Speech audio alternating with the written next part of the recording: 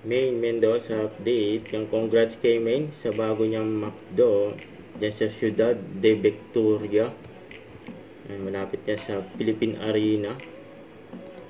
Another branch na naman ni Maine ng McDo. Kasama ni Maine dyan ang kanyang family Mendoza, at mga fans niya nandyan din.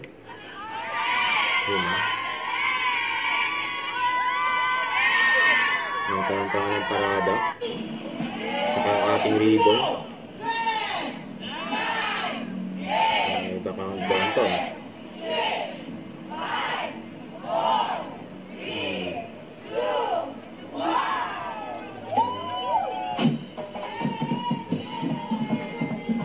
Congrats kay May sa family Mendoza.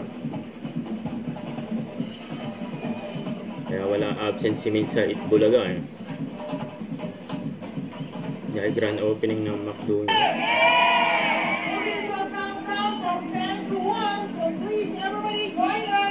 Are you all ready? Okay, here we go.